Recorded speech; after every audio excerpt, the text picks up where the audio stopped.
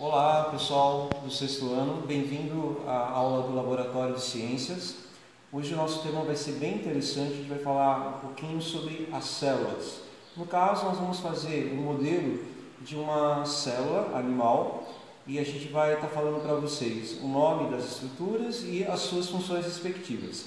Então, primeira coisa, nós vamos analisar aqui o material que nós vamos utilizar. Então, eu tenho aqui esse gel.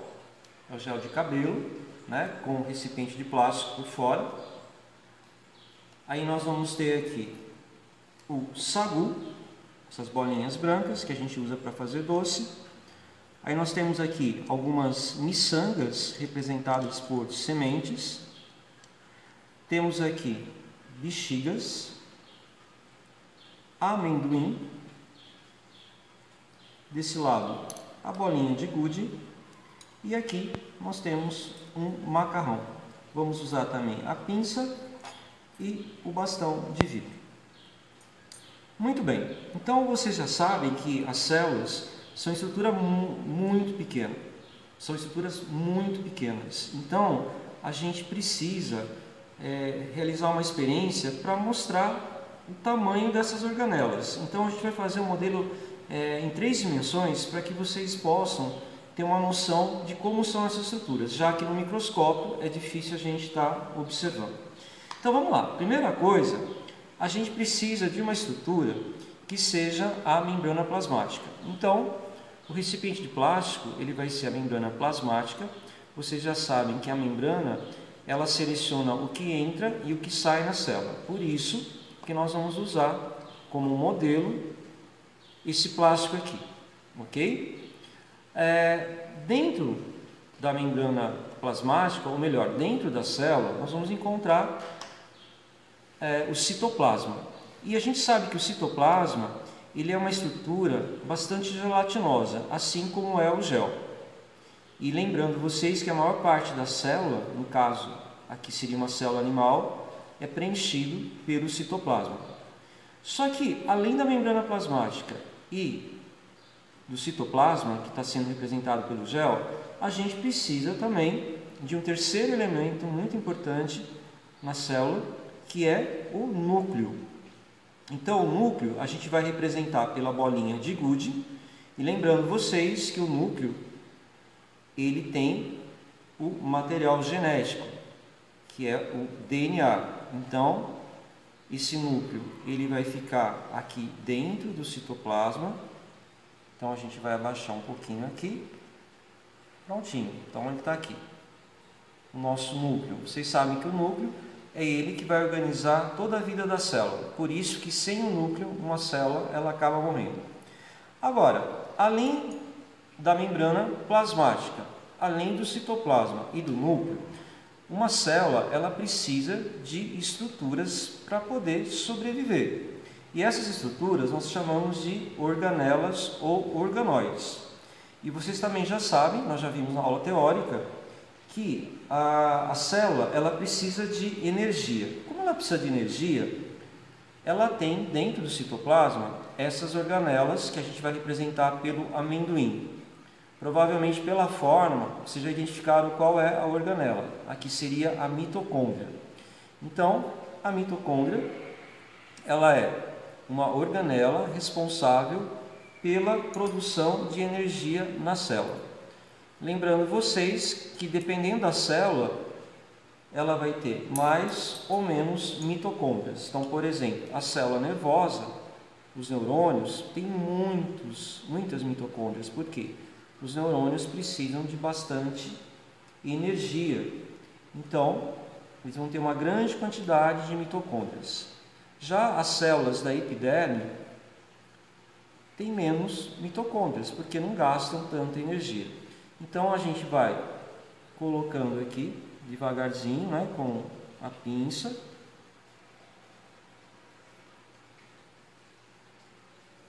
A nossa mitocôndria. Outra organela importante na célula é o complexo de Golgi. Então o complexo de Golgi ele tem a forma achatada. Então a gente vai representar por essas bexigas. Então vamos colocar aqui com bastão de vidro. o nosso complexo de Golgi. Lembrando vocês que o complexo de Golgi ele tem a função de armazenar determinadas substâncias na célula. Então ele tem essa forma achatada para que ele possa armazenar substâncias.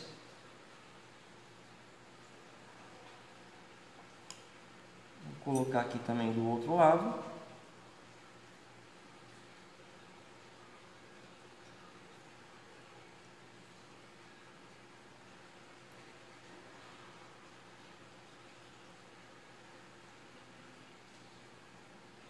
Então, vocês estão observando, para cada tipo de organela, a gente tem uma forma para ela. Muito bem. Agora nós vamos utilizar aqui essas miçangas. Essas miçangas que têm forma arredondada, ela vai ser para a gente o lisossomo. Então, o lisossomo, eles são organelas que vão fazer a digestão na célula. Então imagina, a célula se alimentou de algum material, aí o que acontece? Esse lisossomo, ele tem substâncias digestivas que vão digerir todo esse material para que a célula possa utilizar. Para isso, a gente tem a participação do complexo de Golgi. O complexo de Golgi, na verdade, é ele que produz os lisossomos. E os lisossomos, por sua vez, vão fazer a digestão desse material. E o que for de resíduos vai ser liberado pela célula. Então, uma célula normalmente tem vários lisossomos. Então, vejam que a forma dele é mais arredondada e ele não é tão grande. Então está aqui. A gente pode dizer também que ele faz a limpeza da célula. Quando alguma organela não funciona mais, ele ajuda também a digerir esse material para que a célula possa aproveitar alguns nutrientes. Temos agora uma outra estrutura bastante importante que a gente vai representar pelo macarrão. Pelo formato, você já deve ter identificado qual é a estrutura. Essa estrutura aqui a gente chama de retículo endoplasmático. Então, o retículo endoplasmático ele tem a forma de canal, e essa forma de canal vai ajudar a transportar substâncias dentro da célula.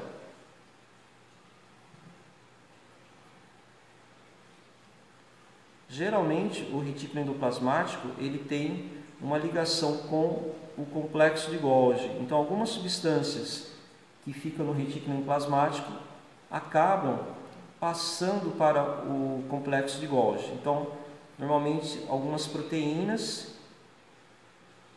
que são produzidas também pelo retículo acabam passando para o complexo de Golgi. E o complexo de Golgi ele vai liberar essas substâncias para o citoplasma da célula.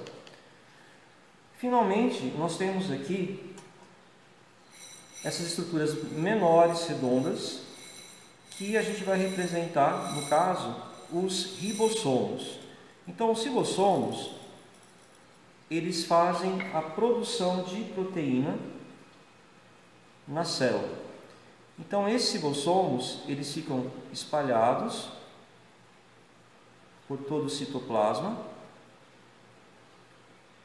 E também, alguns deles ficam presos no retículo endoplasmático.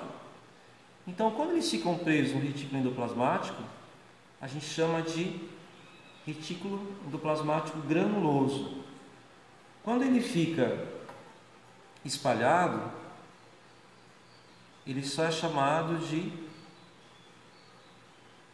ribossomo. Então, em algumas células, vocês vão poder observar a presença desses ribossomos ou espalhados no citoplasma ou preso por fora do retículo endoplasmático.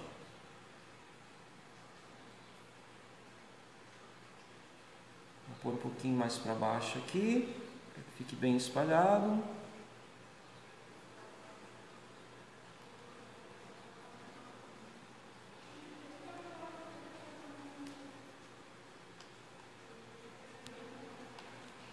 Vamos abaixar aqui um pouquinho mais a bexiga.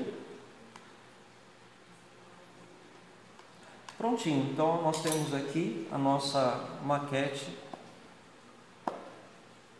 de uma célula animal. Então a gente percebe aqui as organelas, a membrana plasmática e o citoplasma. Então era isso que eu queria mostrar para vocês, como fazer um modelo de célula em 3 dimensões para a gente poder entender um pouquinho da estrutura celular.